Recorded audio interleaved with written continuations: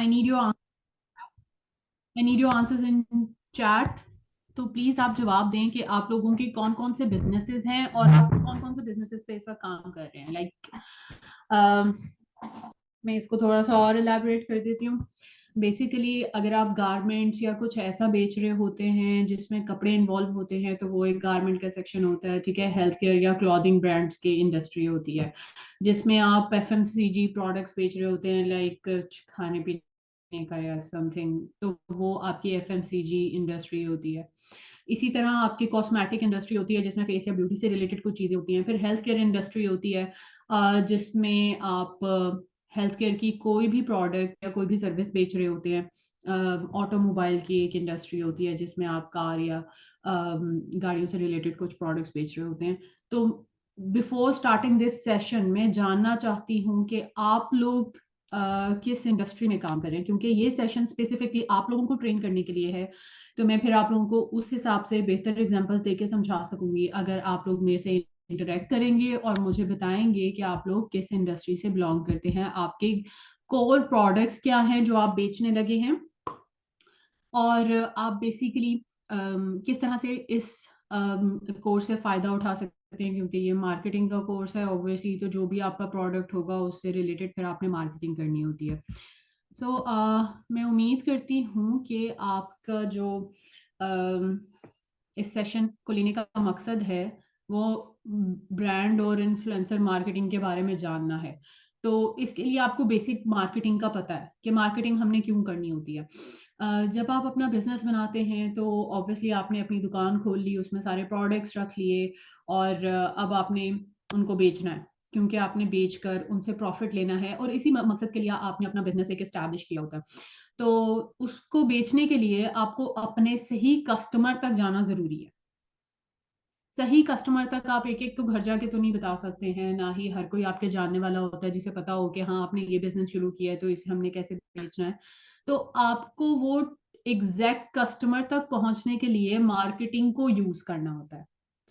Marketing करने के बहुत सारे तरीके होते हैं, बहुत सारे प्लेटफॉर्म्स होते हैं, बहुत सारे टूल्स होते हैं जिसमें आप बेसिकली इन्वेस्ट कर रहे होते हैं। और इन्वेस्ट का मतलब कि आपको मार्केटिंग करने के लिए कुछ ना कुछ अपना बजट या पैसा इन्वॉल्व करना पड़ता है, लेकिन उसके रिजल्ट्स फिर आपके अच्छे आने चाहिए। रिजल्ट्स अच्छे कैसे आ सकते हैं? अगर आपने सही मार्केटिंग की है, अगर आपने मार्केटिंग के सही टूल्स और सही स्ट्रेटजी यूटिलाइज किया, अदरवाइज आपकी वो इन्वेस्टमेंट फेल भी हो सकती है। तो सही मार्केटिंग करने के लिए और सही टूल्स को यूज करने के लिए, अपनी सही टारगेट ऑडियंस तक पहुंचने के लिए आपको मार्केटिंग की स्किल्स, अच्छी स्किल्स होना जरूरी है, या उनका पता होना जरूरी है कि अगर आपने किसी और से काम कराना है तो भी आपको पता होना जरूरी है। ठीक है। तो हमें उस्मान साहब बता रहे हैं कि वो गारमेंट्स और क्लोथिंग ब्रांड से बिलोंग करते हैं, यानी कि क्लोथिंग कंपनी है उनकी, महविश के एक्सपोर्ट कंपनी है, और मोहम्मद इमरान की ऑल्सो क्लोथिंग एंड पैकेजिंग से बिलोंग करता है। ठीक है, okay okay, that's great to know. अच्छा, SEO and as a job, local e-commerce, Usman local e-commerce और एसईओ की जॉब स्टार्ट कर दी। Nice. Okay, so these are basics. Most common industries होती हैं अंडरगारमेंट्स की, या फिर क्लोथिंग की, या फिर कोई भी लाइक कपड़ों से रिलेटेड जो भी चीज़ आप बना के दे रहे हैं। ये पीक पे हैं आजकल।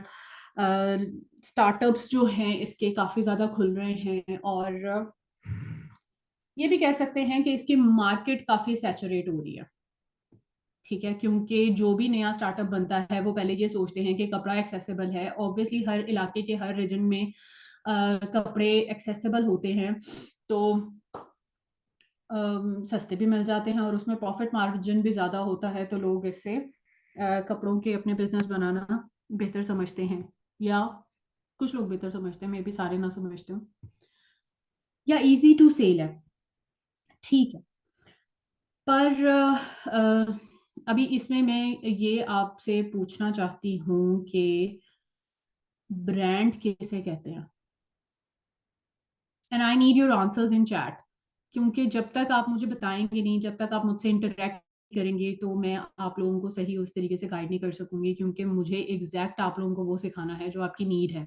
ठीक है, इट्स 1-to-1 कोर्स, और हमें specifically apart from our daily routines and hectic schedule from our work days, हम यहाँ पे सिर्फ अपने एक्सपीरियंस आपको वो स्किल सिखाने के लिए आए हैं, ताकि जिनसे आप एक्चुअली में प्रोफेशनली और जो आपकी नीड है उसके अकॉर्डिंग आप वो स्किल्स यूटिलाइज करके अपने बिजनेस को प्रॉफिट दे सकें। ठीक है, तो मेरा पहला क्वेश्चन है, व्हाट इज ब्रांड? ब्रांड आप किसे कहते हैं? ब्रांड कौन है आपकी नजर में?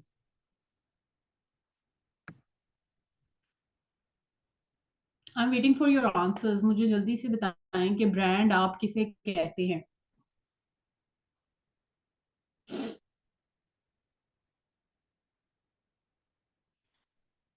अच्छा चलिए, मुझे ये बताएं कि किस किस ने अपना बिजनेस ये खोल के सोचा है, ये सोचकर खोला है कि हम अपने बिजनेस को ब्रांड बनाएंगे एक दिन। What is a brand?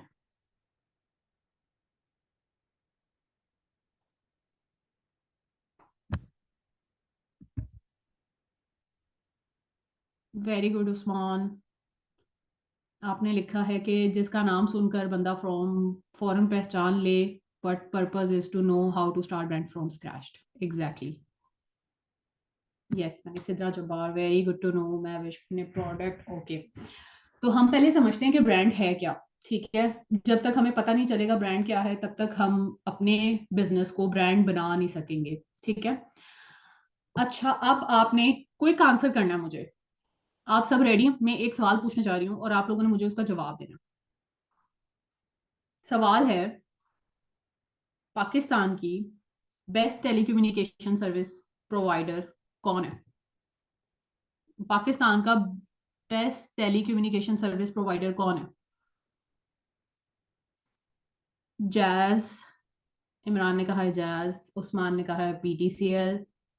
Any other want to contribute in that?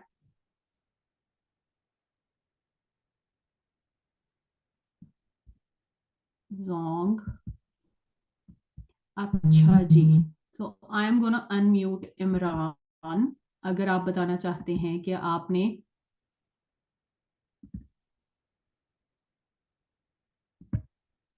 Jazz के ऑप्शन को क्यों सिलेक्ट किया? Imran, I would like to ask, आपने जैज का नाम क्यों बोला है? इमरान, आप बोल सकते हैं, आपका माइक अनम्यूट है।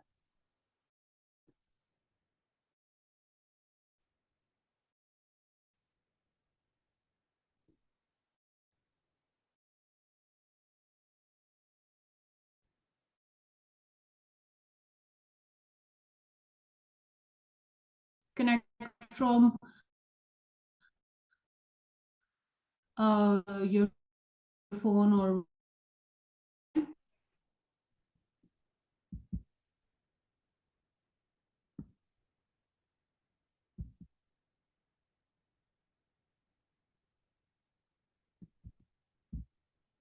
चलिए, कोई बात नहीं। उस्मान, आप बताएं कि आप क्यों पीटीसीएल का नाम लिया?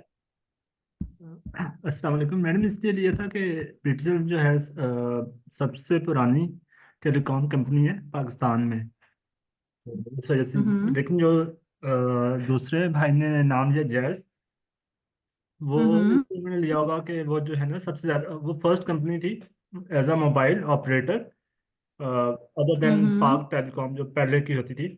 तो लेकिन हम्म। इन्होंने एग्रेसिव मार्केटिंग की थी, जिसके बिना पे ये एक एज अ ब्रांड हुआ था। और सबसे ज़्यादा कस्टमर्स भी जैस के ही पास हैं, अगर नंबर्स ऑफ हम्म।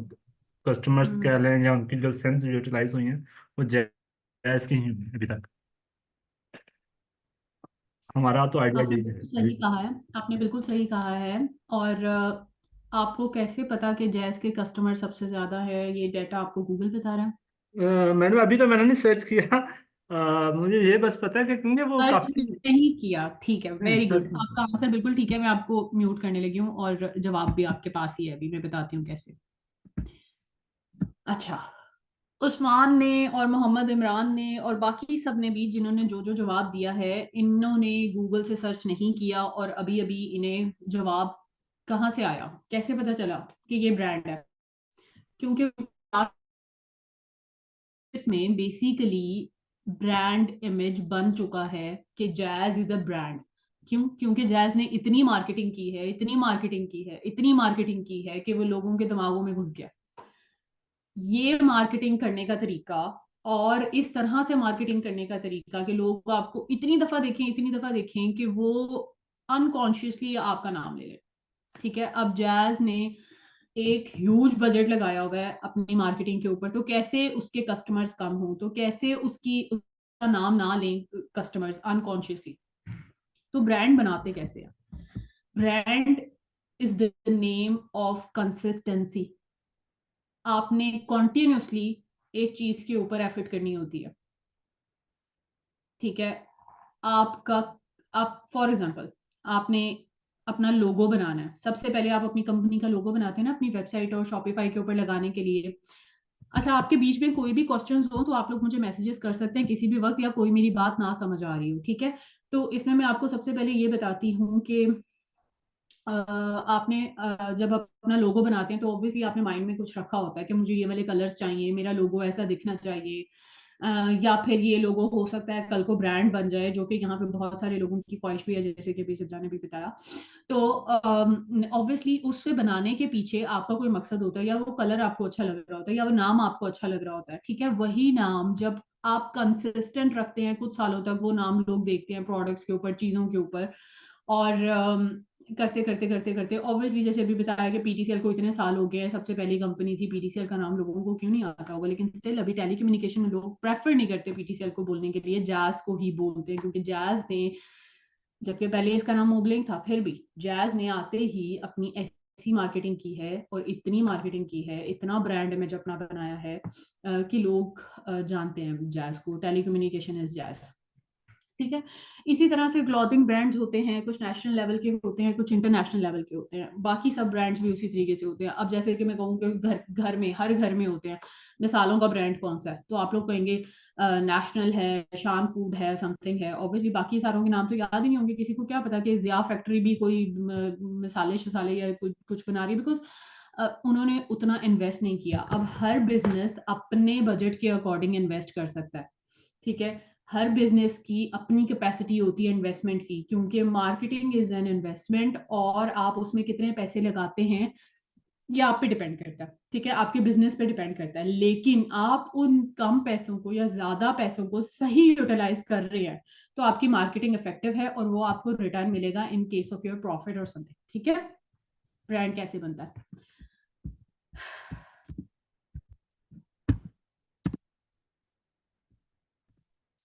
अच्छा, ऑब्वियसली ब्रांड मार्केटिंग और इन्फ्लुएंसर मार्केटिंग की ग्रोथ के ऊपर एक इन्फ्लुएंस होता है, जो कि मैंने अभी आपको बताया भी है। पहले ब्रांड मार्केटिंग, मतलब कुछ जमाना पहले इस तरीके से मार्केटिंग होती ही नहीं थी।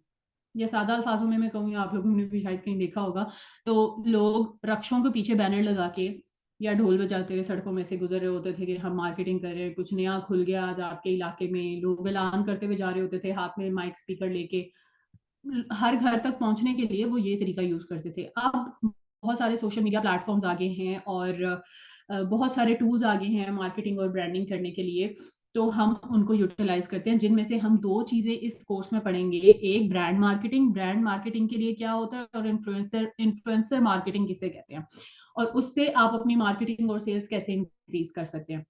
ब्रांड एंड इन्फ्लुएंसर मार्केटिंग दोनों में स्ट्रैटेजी इन्वॉल्व होती है। किसी भी टूल या किसी भी सोशल मीडिया प्लेटफॉर्म से ज्यादा इसके अंदर आपकी स्ट्रैटेजी इन्वॉल्व होती है। आप किस तरीके से अपनी मार्केटिंग को प्लान कर रहे हैं, आप कैसे ब्रांड पे इन्वेस्ट करेंगे, और आप कैसे अपने ब्रांड को बनाएंगे या रिकॉग्नाइज करवाएंगे। और इन्फ्लुएंसर मार्केटिंग में भी सेम वो स्ट्रेटजीज इंप्लीमेंट होती हैं कि बेसिकली आपकी टारगेट ऑडियंस क्या है, आपने उस तक पहुंचना कैसे है। टारगेट ऑडियंस वो स्पेसिफिक ऑडियंस होती है जो आपके प्रोडक्ट की डायरेक्ट ऑडियंस होती है। फॉर एग्जाम्पल, आपने कपड़े, फीमेल कपड़े बेच रहे हैं, मतलब फीमेल क्लोथिंग ब्रांड आप लोगों ने खोला है और उसके कपड़े आप बेच रहे हैं, तो ऑब्वियसली फीमेल्स को बेचेंगे नहीं, मेल्स को भी बेचे जा सकते हैं, उन्होंने गिफ्ट करने होते हैं अपनी वाइफ्स को। लेकिन आपको पता होना चाहिए कि किस एज ग्रुप के लोगों को आपने बेचना है। अब वो जाहिर बात है, छोटे बच्चों को तो आप नहीं बेच रहे होंगे। आजकल सोशल मीडिया और ये सब चीजें इतनी इन है, आपको अपनी एग्जैक्ट ऑडियंस के बारे में पता होना बहुत जरूरी है, क्योंकि हर बंदा इसे यूज कर रहा है। किस इलाके में आप अपनी मार्केटिंग करें, ये बहुत जरूरी है। कहाँ आपकी रीच है, कौन सी ऑडियंस है एग्जैक्टली exactly, वो लोग इन्वॉल्व हैं आपके, अगर आप कपड़े बेच रहे हैं, जो कपड़ों में इंटरेस्टेड है या नहीं है। तो ये सब चीजें सोशल मीडिया के ऊपर अवेलेबल होती हैं। लेकिन मैं आपको बताऊंगी ब्रांड एंड इन्फ्लुएंसर मार्केटिंग में आप इन चीजों को कैसे अचीव कर सकते हैं।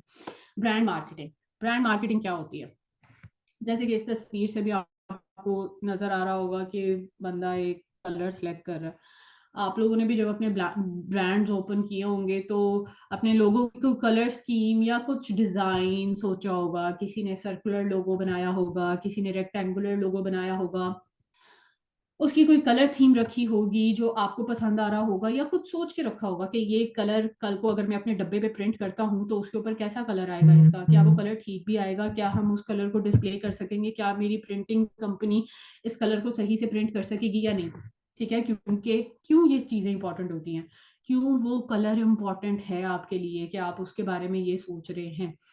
वो कलर इसलिए इम्पोर्टेंट है क्योंकि वो कलर आपके बिजनेस की आइडेंटिटी बताता है। कैसे? जैज का कलर क्या है? जैज के लोगों का कलर क्या है? जैज को सोच के आपको कौन सा कलर याद आता है? Red, very good. रेड के अलावा भी कोई है कलर? अहमद ने भी रेड जवाब दिए, very good. Yellow, yellow, very good. ये रेड एंड येलो जैज का कलर है, रेड एंड येलो। कैसे? क्योंकि उसने अपने हर मार्केटिंग कोलैटरल के ऊपर सेम कलर रखा है। क्यों रखा है? कैसे उसे पता चला कि मैं सेम कलर रखूंगा तो मेरा ये ब्रांड बनेगा, या लोगों के दिमागों में ये घुस जाएगा कि मैं लाल और येलो रंग का ब्रांड हूं? कैसे? ये मार्केटिंग स्ट्रेटजी होती है।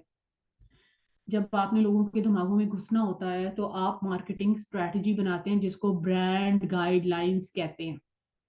ब्रांडिंग गाइडलाइंस होती हैं। अगर आप एज अ जॉबियन किसी इंडस्ट्री में या एज अ मार्केटर आप कहीं पर ज्वाइन करते हैं तो आपको ब्रांडिंग गाइडलाइंस अपने डिपार्टमेंट में सबसे पहले इस्टेब्लिश करनी होती हैं। क्यों? क्योंकि वो आपके स्टेक होल्डर को चाहिए होती है, जो आपके ऑनर होता है, वो उसके अकॉर्डिंग अपनी मार्केटिंग और बाकी सारी चीजों को अलाइन करते हैं और इम्प्लीमेंट करते हैं। ठीक है, तो इसी तरह अगर आप कोई भी बिजनेस के ऑनर हैं तो आपको अपने ब्रांड की मार्केटिंग गाइडलाइंस, ब्रांडिंग गाइडलाइंस चाहिए होती हैं। अच्छा, मार्केटिंग डिपार्टमेंट में तो एक मार्केटिंग गाइडलाइंस होती हैं, फिर मार्केटिंग एसओपीज होते हैं, कॉन्फिडेंशियलिटी की चीजें होती हैं, कंसेंट्स फॉर्म होते हैं। इन सबसे ज्यादा जो जरूरी होता है वो ब्रांड गाइडलाइंस होती हैं, जो हर ब्रांड की बनी होती है। वो ब्रांड गाइडलाइंस आपको क्या बताती हैं? वो ब्रांड गाइडलाइंस आपको बताती हैं कि आप अपना जितना भी मार्केटिंग मटेरियल बना रहे हैं, फॉर एग्जांपल वो सोशल मीडिया की पोस्ट है, क्योंकि सोशल मीडिया पोस्ट हम सबसे ज्यादा बनाते हैं, इसलिए मैं इसके बारे में जरूर बताऊंगी। क्योंकि हमारे सोशल मीडिया के ऊपर जो भी ब्रांड्स पोस्ट बना बना के लगा रहे होते हैं, उनमें कोई गाइडलाइंस, मैक्सिमम मेजोरिटी स्टार्टअप वो गाइडलाइंस फॉलो नहीं करते, क्योंकि उन्हें पता ही नहीं होता कि ये गाइडलाइंस कैसे काम करती है, और उन्हें इसकी इंपॉर्टेंस का नहीं पता होता। जबकि यही वो इंपॉर्टेंस है जिससे जैज ने आज अपना रेड और येलो कलर सबके दिमागों में घुसा दिया। ठीक है, वो ब्रांड गाइडलाइंस क्या है? वो ब्रांड गाइडलाइंस होती हैं जो आपको बताती हैं कि आपके लोगों का कलर आप कैसे लोगों के दिमागों तक पहुंचाएंगे। फॉर एग्जाम्पल, जैज के लोगों का कलर है येलो और रेड, तो जैज अपने सारी सोशल मीडिया थीम्स के अंदर, सारी सोशल मीडिया पोस्ट के अंदर अपनी थीम रेड और येलो जरूर डालेगा। आपने टीवी पे एड्स देखी होंगी कि ऑलपर की एड है तो हर किसी ने लाल कपड़े पहने हुए हैं। क्यों लाल कपड़े पहने हुए हैं उन्होंने? उनके पास और कलर के कपड़े नहीं थे। लाल कपड़े पहनना उनके लिए क्यों जरूरी था? जैज की एड है, लाल कपड़े पहने हुए क्यों पहने हुए हैं? यूफोन की एड है, या ऑरेंज कपड़े पहने हुए क्यों पहने? इसीलिए अब उन्हें कपड़ों से क्या, कोई भी बंदा उनके प्रोडक्ट के बारे में बात कर दे, ठीक है, उन्होंने क्यों क्यों वही कपड़े पहनाए जो उनके ब्रांड के कलर के थे, ताकि जैसे ही टीवी के ऊपर ऐड आए लोग कनेक्ट कर लें, ये या ऑल्पर की ऐड हो सकती है, या ये अगर इसमें येलो टच भी आ रहा है तो ये जैज की ऐड होगी। ठीक है, अब ऑल्पर्स और जैज दोनों की मेन थीम रेड है, फिर भी हम इसे डिस्टिंग्विश करते हैं ना, क्योंकि ऑल्पर्स के ब्रांड कलर्स रेड और वाइट है, जैज के ब्रांड कलर रेड और येलो हैं। अब आप इन दोनों की एड्स देखें, आपको ये दो कलर्स प्रोमिनेंट नजर आएंगे। आप कभी भी ये नहीं कह सकते कि ये जैज की एड नहीं है, ये ऑल्पर्स की एड है, अपार्ट फ्रॉम देयर प्रोडक्ट, चाहे वो फोन पे बात करें चाहे कुछ भी बात करें, बिकॉज उनकी ऑडियंस सेम होती है, और ऑडियंस सेम होने के पीछे भी डिजिटल मार्केटिंग और ऑल दो स्ट्रैटेजी होती है, but that is a separate domain. अभी हम ब्रांड गाइडलाइंस की बात करें तो मैं स्पेसिफिकली आपको उसी के अकॉर्डिंग बताऊंगी। ठीक है, आपको अपने ब्रांड कलर्स के साथ स्टिक रहना होता है हर चीज के अंदर। अब ये भी नहीं कि आपके ब्राइट रेड कलर है ब्रांड का तो आप हर चीज में bright red bright red bright red किए जाएं, कोई भी नहीं देखेगा। आपको पता है ना, ज्यादा लाल कलर देखने से लोगों को गुस्सा आता है, अनकॉन्शियसली उनका ब्लड प्रेशर इंक्रीज करता है। तो हम बहुत ज्यादा लाल कलर डालेंगे ना अगर पोस्ट के अंदर, तो वो भी अनलाइक करते हैं लोग। आपकी पोस्ट इतना मतलब इग्नोर ही नहीं करेंगे, आपकी चीजों को देखेंगे ही नहीं, तो एक इंटरेस्ट नहीं क्रिएट होगा, आपकी क्रिएटिविटी कम हो जाती है उसके अंदर। तो आपको बहुत टेक्निकली अपने ब्रांड गाइडलाइंस को के साथ स्टिक रहते हुए अपनी सोशल मीडिया पोस्ट को बनाना पड़ता है। ठीक है, अब ये हो गई कलर स्कीम और थीम की बात। आपने हर चीज में वो थीम डालनी है। आपके मार्केटिंग गिफ्ट्स हैं, आपके प्रोडक्ट का रैपर है, आप सोशल मीडिया के ऊपर अपनी वेबसाइट बनाई हुई है उसके ऊपर होंगे, मतलब हर चीज जो कि आपके कस्टमर के घर तक जा रही है, चाहे वो सोशल मीडिया के थ्रू जा रही है, चाहे वो किसी प्रोडक्ट के थ्रू जा रही है, या वो जिस भी तरीके से जा रही है, आपका मकसद ये होना चाहिए कि ये मेरे कस्टमर और सही टारगेट ऑडियंस तक पहुंच जाए, और वो मेरा ब्रांड कलर ही जाए। ठीक है,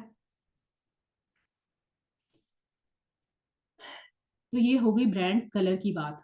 अब हम लोगों की बात करते हैं। लोगो is very important in your business. लोग अपना लोगो तो बना लेते हैं इनिशियली, क्योंकि उस वक्त अंडरस्टैंडिंग ही नहीं होती। आई अंडरस्टैंड कि उस टाइम पर जिस वक्त आप अपना बिजनेस इनिशिएट कर रहे होते हैं, बहुत सारी चीजों का आपको नहीं पता होता, इंसान वक्त के साथ साथ चीजें सीख रहा होता है। उस टाइम पे आपने लोगो बना लिया किसी भी कलर का, अब बाद में आपको लग रहा है यार ये कलर मेरी पोस्ट के अंदर तो अच्छा नहीं लगेगा, लेकिन चलें अब हमने उसी कलर के साथ रहना है, क्योंकि फौरन फौरन आप अपने लोगो, अगर लोगों में फेमिलियरिटी हो गई है आपके ब्रांड की, आपकी चीजों की, आपकी शॉप की, या जो भी आप प्रोडक्ट बेच रहे हैं उसकी, तो आप फौरन फौरन अपने लोगो को ना चेंज करें। ठीक है, लोगों को फौरन फौरन चेंज करने से ना लोग कंफ्यूज हो जाएंगे कि ये कहीं किसी और दुकान का प्रोडक्ट तो नहीं मैंने ले लिया। तो लोगो इज वेरी इंपॉर्टेंट। आपको लोगों को चेंज करने से पहले, मतलब बड़ी बड़ी ऑर्गेनाइजेशन में लोगों को चेंज करने से पहले लोग पूरी पूरी कमेटी बिठाते हैं, और फिर एंड में वो कैंसिल करके छोड़ते हैं कि नहीं हम लोगों नहीं चेंज कर सकते, क्योंकि हमने जो ब्रांड इमेज क्रिएट किया हुआ है वो खत्म हो जाएगा। अब शौकत खानम हॉस्पिटल है, सबको पता है उसका लोगो कैसा है? किसी को पता है उसका लोगो कैसा है? क्या बना होता है उसके लोगो के अंदर?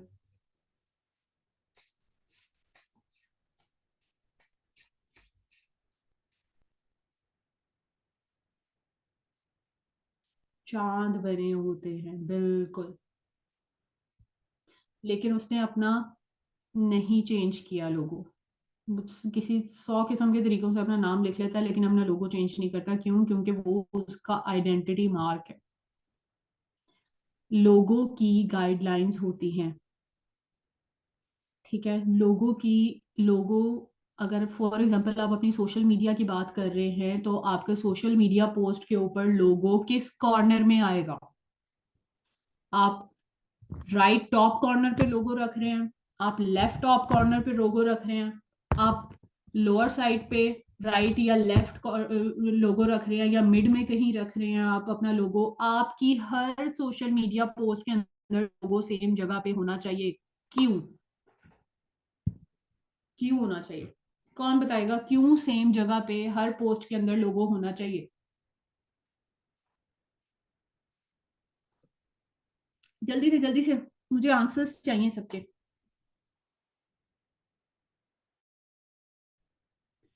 क्यों लोगों आपकी सोशल मीडिया पोस्ट के अंदर या किसी भी मार्केटिंग कोलैटरल के अंदर सेम जगह पे होना चाहिए? Very good Ahmad. क्योंकि लोगों के माइंड में इमेज बन जाता है। जब आप अपने सोशल मीडिया या इंस्टाग्राम के ऊपर अपनी पोस्ट को स्क्रॉल कर रहे होते हैं तो लोग एक दफा देखेंगे, दूसरी दफा देखेंगे, तीसरी दफा देखेंगे, चौथी दफा जब उनके सामने पोस्ट आएगी ना तो उन्हें पता होगा ये इसी की है। अब वहां पे ऑडियंस ने रुकना है या नहीं, वो आपके कंटेंट के ऊपर डिफाइन कर मतलब कंटेंट के ऊपर ये बात आएगी कि अब लोग रुक के उसे देख रहे हैं या नहीं देख रहे। आप कितना क्रिएटिव कंटेंट दे रहे हैं, आप कैसा कंटेंट बना के दे रहे हैं, दैट डिपेंड्स ऑन दैट। लोग वहां पे रुक के उसको देखना है या नहीं, लेकिन ये पोस्ट आपकी है, ये चीज आपका लोगो डिफाइन करेगा। आपके लोगो की कलर्स की, आपका लोगो की placement should be consistent. Brand is all about consistency. तो आपने अपने लोगो प्लेसमेंट, लोगो कलर, ब्रांड गाइडलाइंस के अंदर कंसिस्टेंट रहना है। आपकी पॉलिसीज होती हैं कि आपने अपने ब्रांड गाइडलाइंस को नहीं छोड़ना और उनके साथ स्टिक रहना है, और वही आपके ब्रांड इमेज को बनाती हैं। आपने कहीं पे कोई स्टॉल लगाया है, आपको पता होना चाहिए कि मैंने अपने स्टॉल को कैसे लगाना है। मेरे स्टॉल पे जो कलर्स हैं, क्या वो मेरी ब्रांड गाइडलाइंस और थीम्स को फॉलो कर रहे हैं या नहीं कर रहे? क्योंकि बहुत सारे स्टार्टअप्स अपने आप को फेमिलियर करवाने के लिए बहुत सारी कॉन्फ्रेंसेज में पार्टिसिपेट करते हैं और वो अपने स्टॉल्स और बाकी चीजें डिस्प्ले करते हैं। वेरी गुड, करनी चाहिए। लेकिन लोगों के दिमागों में कैसे वो एग्जिस्ट करेगी, कैसे वो रहेगी, कहाँ कैसे वो मेंटेन आप उनके दिमागों में कर सकते हैं? अपने ब्रांड से, अपने ब्रांड इमेज से, अपने ब्रांड कलर से। सो जो ब्रांड इमेज बनाना होता है ना, वो ऐसे ही आप बनाते हैं अपनी इन स्ट्रैटेजीज से। और अपने ये छोटे छोटे स्टेप्स इंक्लूड होते हैं विच आर वेरी इजी। अगर आपको समझ आ जाए, इनकी अंडरस्टैंडिंग हो जाए तो दीज आर वेरी इजी। लेकिन अगर आप एक दफा इनके ऊपर कंसिस्टेंट रह लेंगे, एक दफा अच्छी ब्रांड गाइडलाइंस आपकी बन जाएंगी जो कि लॉन्ग लास्टिंग होंगी, जिसमें मेजर चेंजेस नहीं करनी होंगी, तो obviously you will achieve that goal to make your business a brand. ठीक है।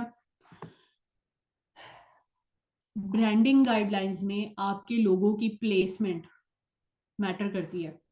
आपने अपने ब्रांड की प्रोफाइल बनाई है या कैटलॉग बनाया आपने अपने बिजनेस का, अपने प्रोडक्ट्स का। एक एक इनिशियली बनाते हैं ना लोगों को अपने प्रोडक्ट सेल करने के लिए, या किसी कंपनी में जाके अपने प्रोडक्ट को सेल करने के लिए। हो सकता है आपके पास ज्यादा गारमेंट्स हैं तो आप 1 to 1 कस्टमर को बेचने की बजाय आप चाहते हो कि एक बड़ी कंपनी मेरे से ये सारे प्रोडक्ट्स ले रहे हैं और मुझे मतलब बल्क में फायदा हो जाए। तो आप एक प्रोफाइल बना के देते हैं। ऑब्वियसली हर चीज बता के शायद इलेबोरेट नहीं होती, दिखा के ज्यादा अच्छे तरीके से आप बेच सकते हैं। तो जब आप वो प्रोफाइल या कैटलॉग अपनी बना रहे होते हैं तो आप उसमें ब्रांडिंग थीम्स के साथ, हाँ मैं उस्मान आपको वही बता रही हूँ कि ब्रांड गाइडलाइंस कैसे बनती हैं, ये स्टेप बाय स्टेप आपको बता रही हूँ कि क्या क्या चीजें आपने इन गाइडलाइंस के अंदर कंसीडर करनी होती है। ठीक है, मैं दोबारा इस चीज को बता देती हूँ कि ब्रांडिंग गाइडलाइंस आपके ब्रांड को बनाती हैं। आपने अपने बिजनेस को ब्रांड बनाना है, आपको सबसे पहले ब्रांडिंग गाइडलाइंस बनानी पड़ेंगी। ठीक है, ब्रांडिंग गाइडलाइंस कैसी बनेगी? पहले आप मुझे ये बताएं कि आपका प्लेटफॉर्म कौन कौन से हो सकते हैं जिसके ऊपर आपको किसी भी लेवल पे किसी भी इंसान से इंटरेक्ट करना पड़े एज अ कंपनी। आपकी कंपनी ने सोशल मीडिया पे पोस्ट लगानी है तो social media is your platform. आपकी कंपनी ने कैटलॉग बनाना है तो वो प्रोफाइल इज योर प्लेटफॉर्म।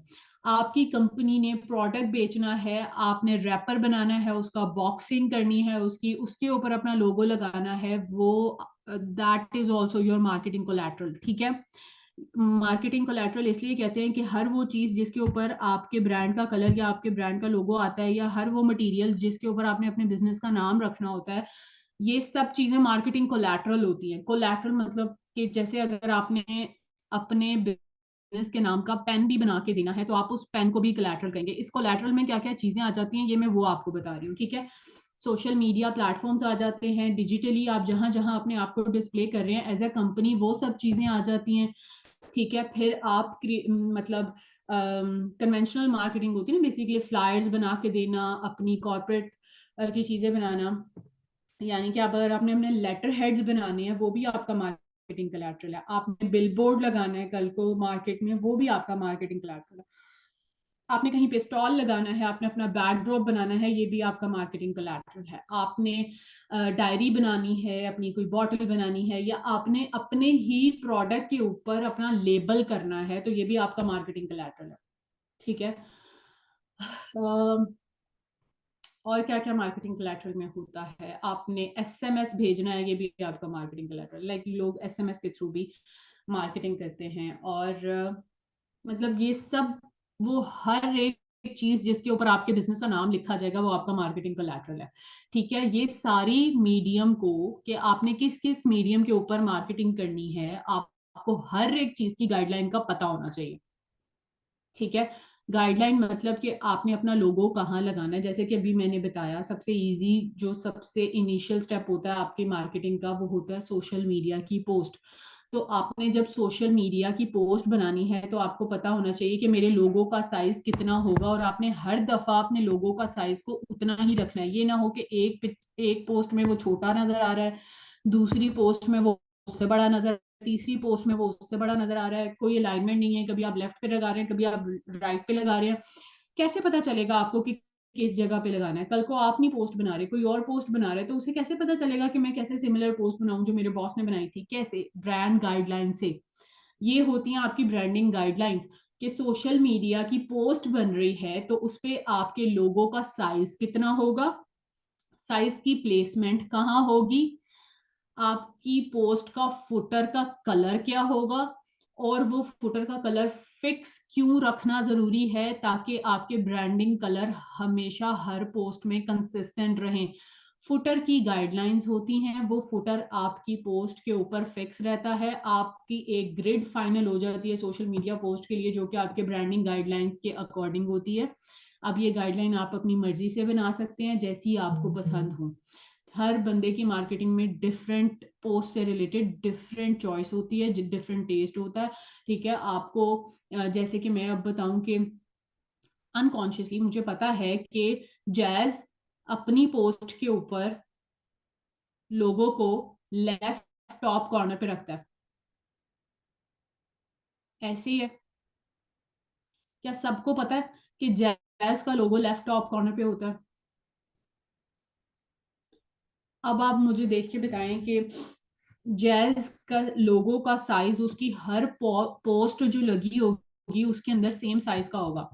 ये नहीं होगा कि एक लेफ्ट टॉप कॉर्नर वाला जो लोगो है वो एक पोस्ट में किसी और साइज का, अगली पोस्ट में किसी और साइज का, तीसरी पोस्ट में किसी और साइज का, या वो अपनी जगह से हिल के कहीं और आगे पीछे हो गया। ऐसा नहीं होता। ठीक है। जो बड़े ब्रांड्स होते हैं वो अपने लोगो की प्लेसमेंट को, लोगो के कलर को और लोगो की डिस्प्ले के अकॉर्डिंग बहुत सेंसिटिव होते हैं। आप लोगो में कोई चेंजेस नहीं कर सकते, चाहे वो एक सिंगल डॉट की ही चेंज क्यों ना हो। ठीक है। जो बड़े बड़े ब्रांड्स होते हैं वो अपने लोगो में बिल्कुल कुछ नहीं छेड़ने देते। ठीक है। अब वही लोगो अगर आपकी कंपनी की दीवार पे लगना है तो उसका साइज क्या होना चाहिए? ये आपकी ब्रांड गाइडलाइंस बताएंगी। ये आप डिफाइन करेंगे कि अगर मेरी एक ब्रांच है और उसके ऊपर मैं एक सिग्नेचर वॉल बनाने लगा हूं। सिग्नेचर वॉल, सिग्नेचर वॉल क्यों बनाते हैं लोग? कौन बताएगा मुझे सिग्नेचर वॉल क्या होती है और क्यों बनाते हैं लोग?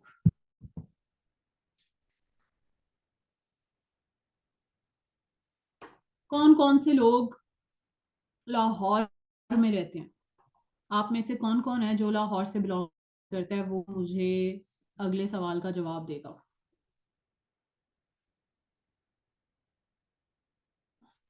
हाँ जी।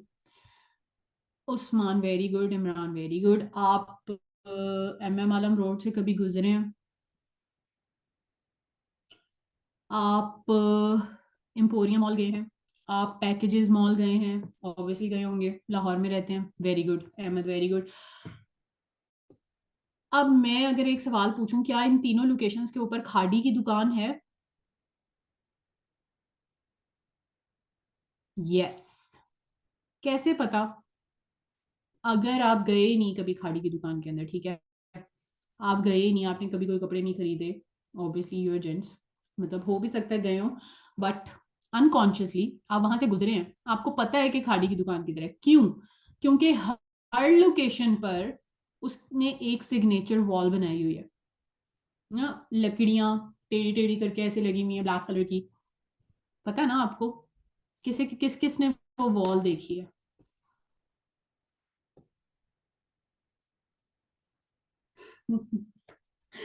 नाइस उस्मान, ये बहुत मजे का मैसेज था।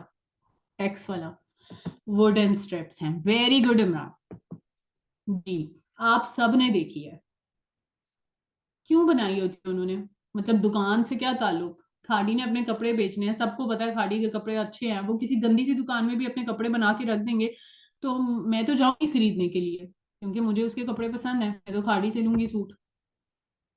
मुझे क्या फर्क पड़ता है उसकी दीवार ऐसी है या जैसी भी है, मुझे तो कोई फर्क नहीं पड़ता उसकी दीवार से। फिर भी उसने सेम दीवार क्यों रखी हुई है?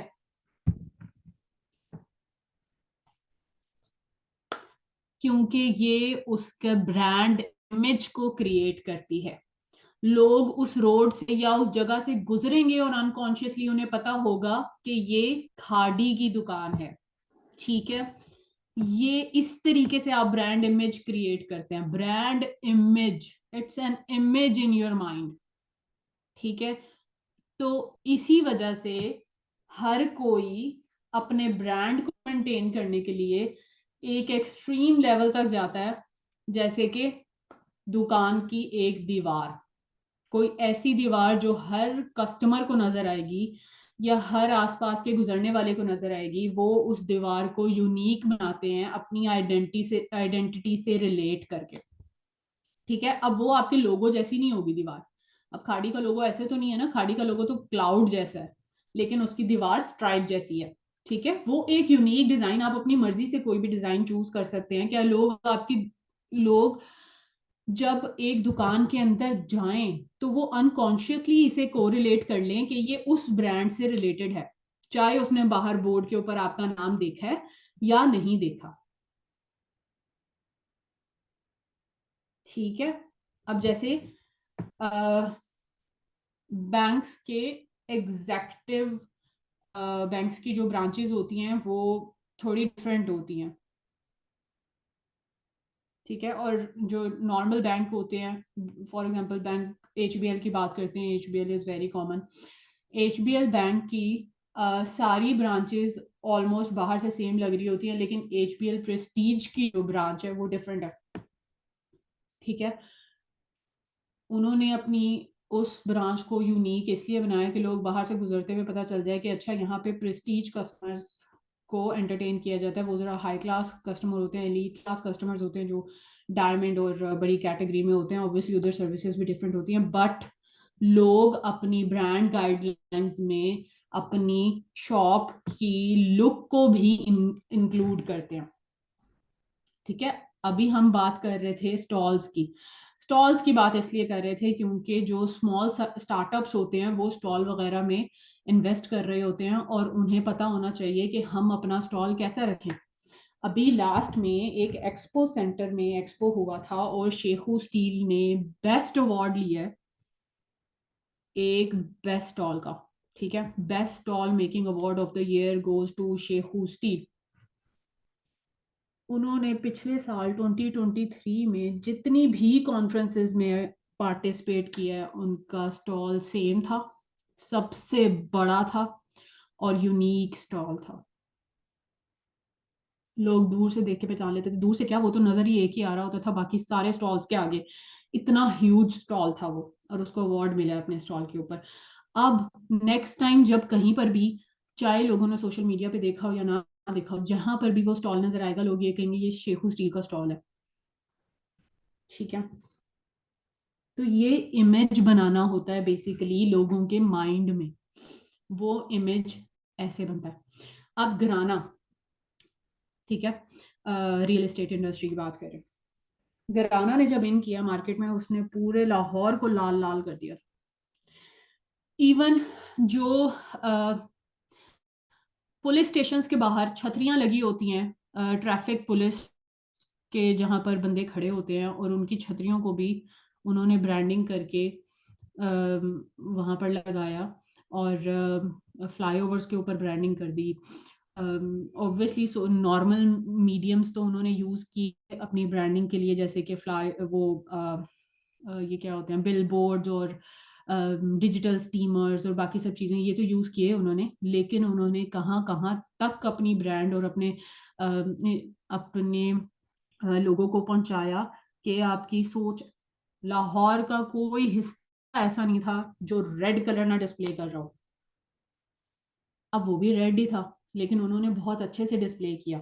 एक तो ये चीज होगी, दूसरा उन्होंने इतना डिस्प्ले किया कि गिराना न्यू न्यू इन हुआ, और सब लोगों के दिमाग में घुस गया, अच्छा ये लाल रंग की जो छतरी लगी हुई ना, ये गिराना की होगी। लाहौर में एंटर होते ही जो चेक पोस्ट लगा हुआ है ना, वहां पे लेफ्ट साइड में लाल रंग की छतरी लगी हुई है, जहां पे पुलिस वाले रोक के आपको चेकिंग कर रहे होते हैं आपकी कार्स की।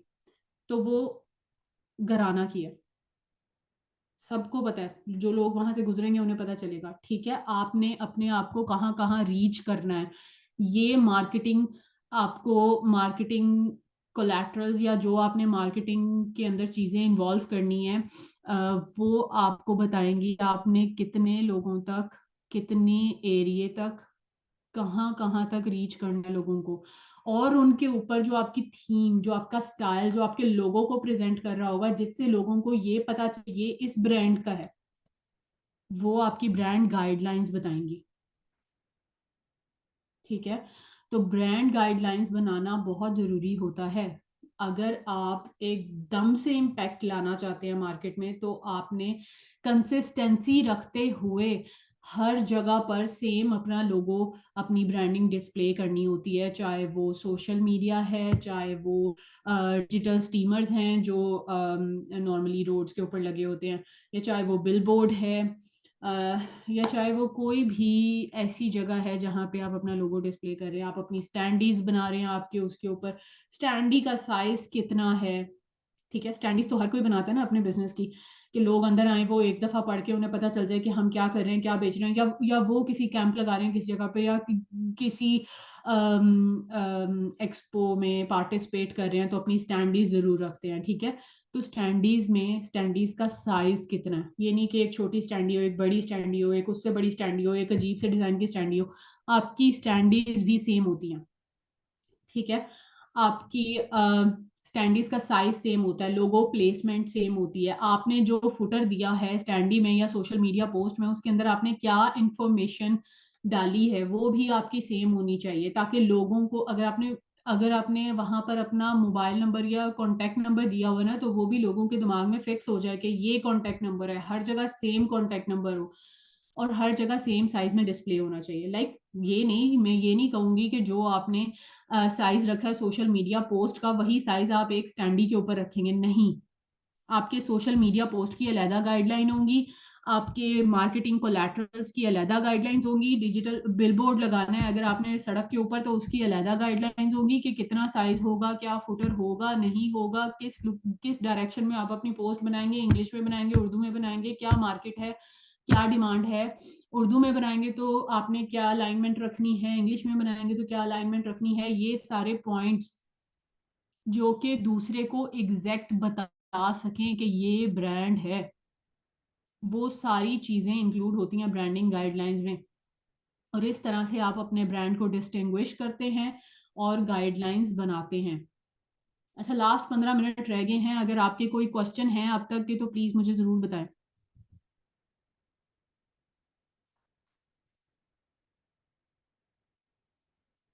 किसी के कोई क्वेश्चंस हैं कि ब्रांड कैसे बनता है, ब्रांडिंग गाइडलाइंस क्या होती हैं, ब्रांडिंग गाइडलाइंस में क्या क्या चीजें हम इन्वॉल्व करते हैं, किसी के भी इसमें कोई क्वेश्चंस हैं तो प्लीज मुझे जरूर बताएं।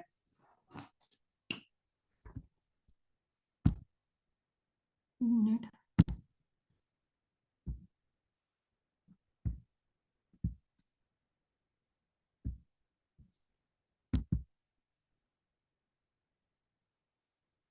चलिए ठीक है, फिर हम आगे चलते हैं। अच्छा, अब आपने अपनी कंपनी का लेटर हेड बनाना है। ठीक है, अगर तो वो किसी लीगल पर्पज के लिए यूज हो रहा है आपका लेटर हेड, जैसे कि आपने कोई एमओयू साइन करना है किसी कंपनी के साथ, तो उस लेटर हेड का साइज कितना होगा लीगल होगा, obviously very good. A4 size का लेटर हेड है जो कि आपकी कंपनी के अंदर इंटरनल मटेरियल, इंटरनल कुछ भी चीज़ों के लिए यूज हो रहा है, तो उसका साइज क्या होगा। उसके ऊपर आप वाटर मार्क यूज करेंगे या नहीं करेंगे, उसके ऊपर आप अपना लोगो कहाँ लगाएंगे। ठीक है। अब सबसे मजे की बात मैं बताती हूँ।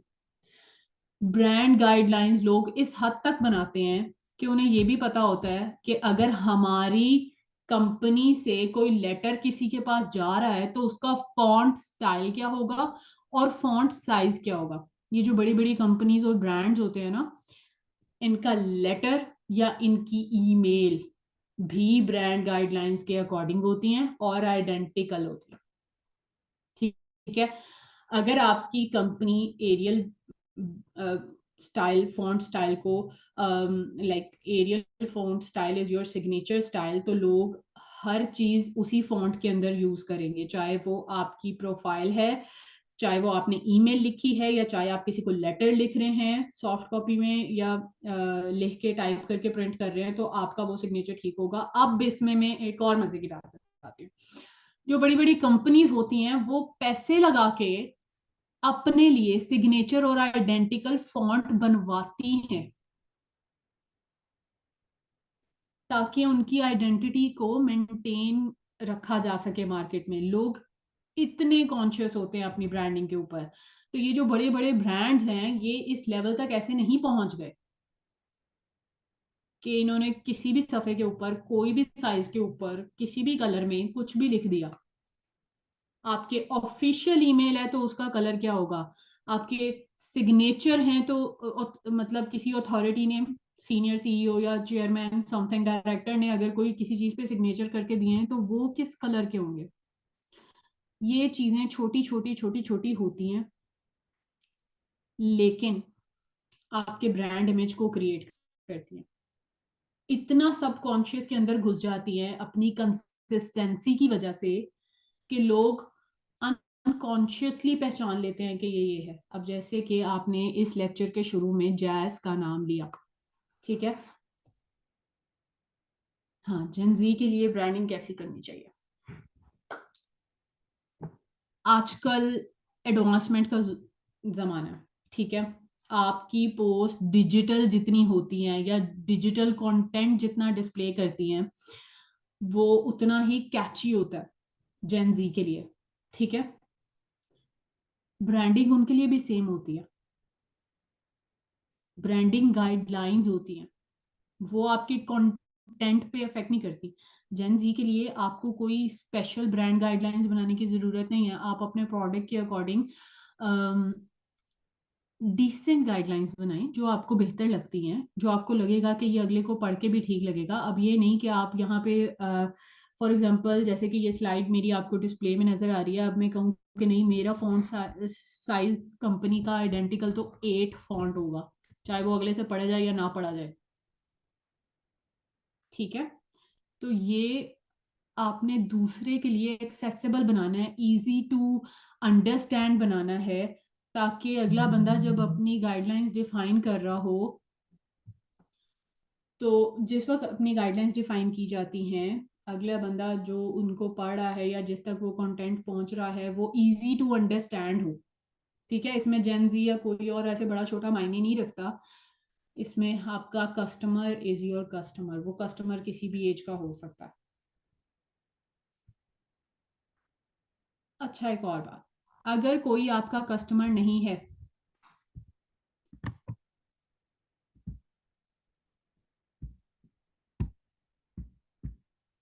अगर कोई आपका कस्टमर नहीं है तो तब भी उस तक आपकी ब्रांडिंग पहुंचनी चाहिए। क्यों? वो ऑडियंस क्यों जरूरी है आपके लिए, जिसने आपसे कुछ नहीं खरीदना, जिसने शायद आपको कोई बेनिफिट नहीं देना, क्योंकि ये आपके ब्रांड इमेज को बना रही होती है। मैं चाहे जैज की सिम खरीदूं या ना खरीदूं, मुझे पता है कि जैज क्या कर रहा है। ये एक एग्जांपल है, वैसे तो मैं जैज की सिम यूज करती हूँ, पर फिर भी। तो इसी तरह से ज्यादा से ज्यादा लोगों तक, अब जैज की इतनी ऑडियंस है, लोगों ने जब भी डिसाइड करना होगा हमें कौन सा टेलीकम्युनिकेशन सर्विसेज चाहिए, वो कहेंगे जैज की सिम ले लो, जैज इज इजी। यस, मैं भी sure, right, brands need majority. तो जितने ज्यादा लोग जानते होंगे उतना ज्यादा आप अपने ब्रांड इमेज को क्रिएट कर सकते हैं, उतना ज्यादा आपका ब्रांड इमेज स्ट्रांग होता है और उतनी ज्यादा आपकी रीच इंक्रीज होती है। स्ट्रांग होना मतलब ज्यादा ऑडियंस है, ज्यादा पावर है। So brand and influencer marketing is all about ज्यादा ऑडियंस एंड ज्यादा रीच। अब आपके कोई क्वेश्चंस हैं तो प्लीज मुझे जल्दी से बताएं। किसी को कोई बात यहाँ तक नहीं समझ आई या कुछ पूछना चाहते हैं तो प्लीज बात करें।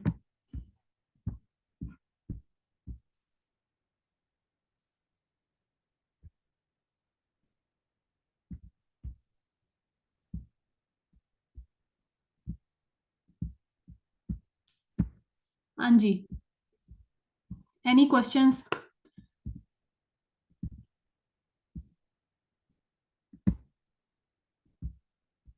आप लोग अनम्यूट कर सकते हैं, अगर कोई कुछ पूछना चाहता है तो प्लीज पूछ सकते हैं, हमारे पास आखिरी 5 मिनट रह गए।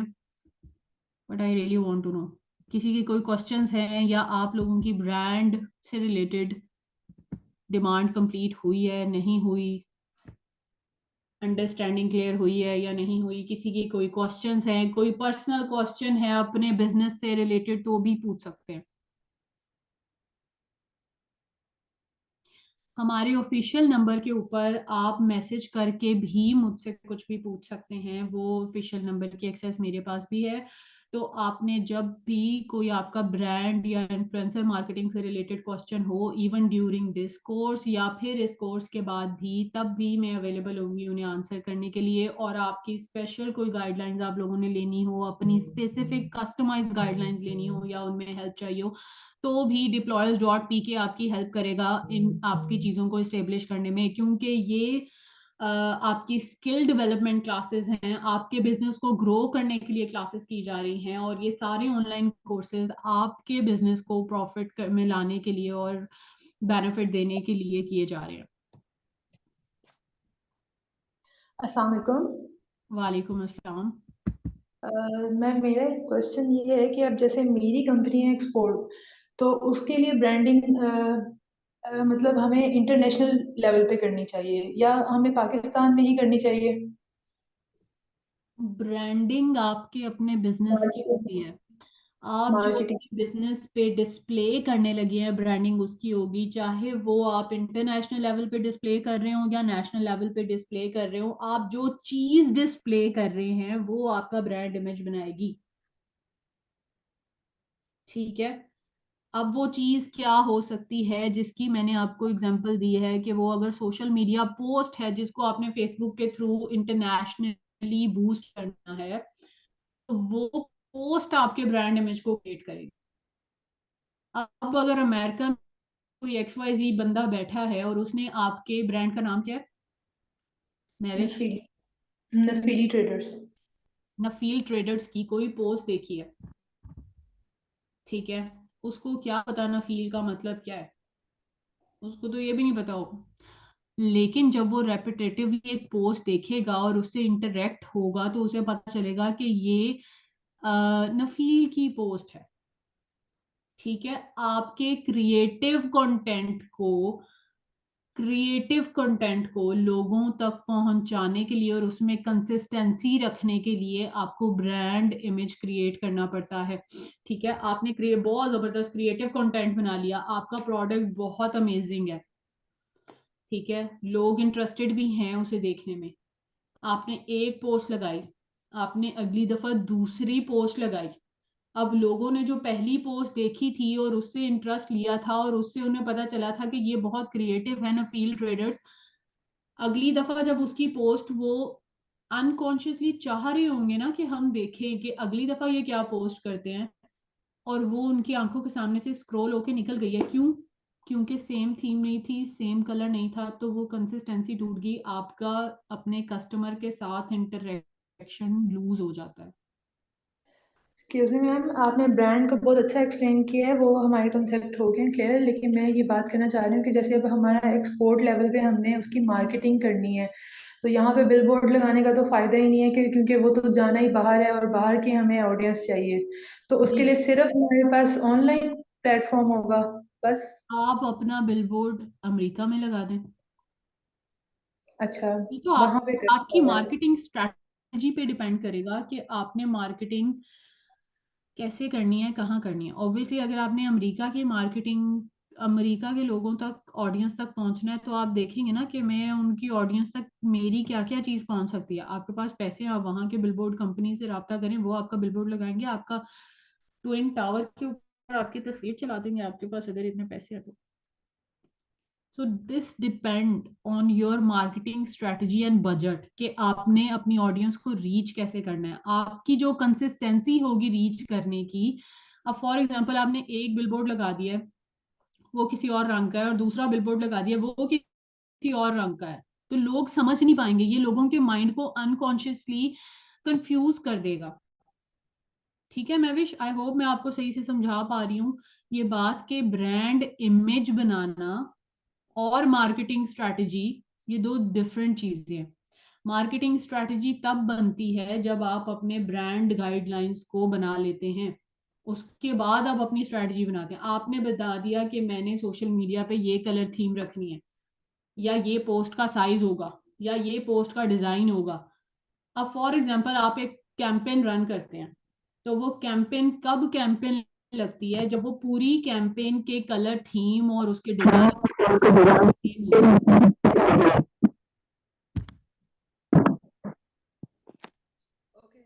Thank you so much. Mahvish आपकी आवाज नहीं मुझे ठीक आ रही है, आप दोबारा बताएंगी? Okay ma'am, thank you so much. Welcome. और किसी का कोई सवाल है? महविश आपकी ये कंफ्यूजन दूर हुई है या नहीं हुई? तो बेसिकली जो कैंपेन्स बनती है ना, कैंपेन्स कि आपने कहाँ मार्केटिंग करनी है, कैसे मार्केटिंग करनी है, वो उन थीम्स के ऊपर और उन कलर और उन डिजाइन और उन लोगो प्लेसमेंट के ऊपर बनती हैं। आपने देखा होगा कि किसकी थीम है, केएफसी जब अपनी पोस्ट लगाता है तो वो हर बिलबोर्ड पे हर जगह पर सेम पोस्ट लगाता है। जी जी। क्यों? एक बिलबोर्ड की प्राइस कोई लाहौर डिफेंस में 5-6 लाख से कम की नहीं होगी, फिर भी वो सेम कंटेंट क्यों सारी जगहों पे डिस्प्ले कर रहा है? उसका बस चले तो वो बाकी सारी चीजें भी लगाए, इतना पैसा लगा रहा है वो। Brand image, brand image is the thing. और एक और बात पूछनी थी मैम कि आप इन्फ्लुएंसर मार्केटिंग के बारे में नेक्स्ट लेक्चर में बताएंगी? जी बिल्कुल, वो नेक्स्ट लेक्चर में बताएंगे। Brand marketing is very important before going to influencer marketing. ठीक है, आई होप कि ठीक है। मैंने आज के आपके सारे कॉन्सेप्ट्स क्लियर किए होंगे। अगर किसी का कोई सवाल है तो वो अभी भी पूछ सकते हैं, और बाद में भी ग्रुप में या प्राइवेट में उसी नंबर पर मैसेज करके पूछ सकते हैं जो जिसमें जिसमें आपको रजिस्टर्ड किया जा रहा है। ठीक है, तो हमारा टाइम हो रहा है ख़त्म। Thank you so very much. आप लोग सब अपना ख्याल रखिएगा। अल्लाह हाफिज़।